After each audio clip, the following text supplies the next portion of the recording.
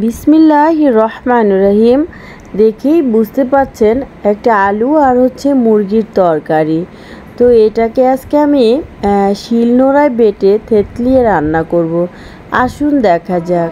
প্রথমে আমি 3টা টুকরা নিয়েছি একই রকম, আগে থেকে মুরগি আনা, সেখান থেকে আমি 3টা টুকরা বেছে রেখে দিয়েছি হাতল দেখে। ওগুলোকে থেতলে নিলাম। তারপরে প্যানের ভিতরে গরম করে রাখা তেল, তার মধ্যে পেঁয়াজ দিয়ে একটু ভেজে নিচ্ছি। পেঁয়াজটা একটু ভাজা হয়ে গেলে আমি আলু দিয়ে দিব। একটা মাঝারি সাইজের আলু নিয়ে 2 টুকরা করে কেটে ধুয়ে পরিষ্কার করে ওই তেলের মধ্যে দিয়ে সুন্দর করে নেড়ে চেড়ে দিচ্ছি। এরপর আমি দিয়ে দেব হচ্ছে পরিমাণ মতো লবণ। লবণটা দিয়ে আমি আমার আলুগুলোকে একটু নেড়ে চেড়ে নেব। তারপরে আমি দিয়ে দিব 1 টেবিল চামচ রসুন বাটা, আর দিয়ে দিব 1 টেবিল চামচ আদা বাটা। রসুন বাটা আর আদা বাটাটা দুটাই বরাবর করে দিতে হয়।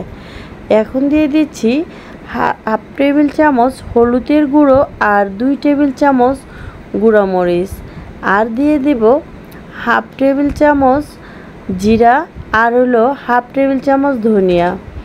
এইগুলোকে দিয়ে একটু নেড়ে চেড়ে একটু কষিয়ে নিচ্ছি।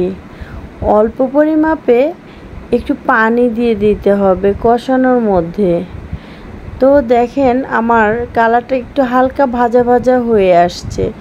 এর মধ্যেই আমি অল্প করে পানি দিয়ে কষিয়ে নিলাম।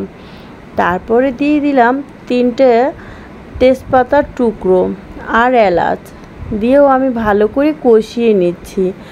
ধোয়ার জন্য আমার ক্যামেরাটা একটু ঘোলা ঘোলা হয়ে আসছে। এরই পরে দেখেন পানিগুলো কমে যাচ্ছে, আর হচ্ছে আমার এই তরকারিটা তেলের উপরে চলে আসছে। তারপরে অবশেষে দিয়ে দেব আমি টমেটোর সস। টমেটোর সসটা থেতলানো মাংসর মধ্যে দিলে খুবই টেস্টি হয়। এরপরে আমার থেতলিয়ে রাখা 3 টুকরো মাংস আমি ওই কষানো মশলার মধ্যে দিয়ে দিলাম। উল্টে পাল্টে দিব আলতো হাতে।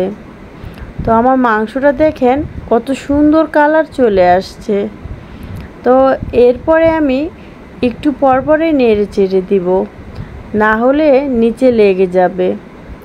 দেখুন আমার মাংসের কালারটা আস্তে আস্তে করে চেঞ্জ হয়ে যাচ্ছে। এরপরে দেখেন আমি কত সুন্দর করে উল্টে দিচ্ছি। অবশ্য একটু থেতলানো মাংসটা উল্টাতে একটু সময় লাগে। তারপরে আমি আমার মাংসটাকে 20 মিনিটের জন্য কুক করতে দিলাম। ফিরে আসলাম 20 মিনিট পর। 1 কাপ পরিমাণ পানি দিয়ে আবার একটু নেড়ে চেড়ে দিচ্ছি।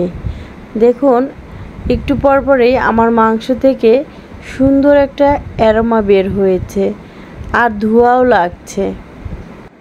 এরই মধ্যে আমি দিয়ে দিচ্ছি 4 থেকে 5টা কাঁচামরিচ, দিয়ে আবার ঢেকে দিচ্ছি। কাঁচামরিচের ফ্লেভারটা তো আমার খুবই ভালো লাগে।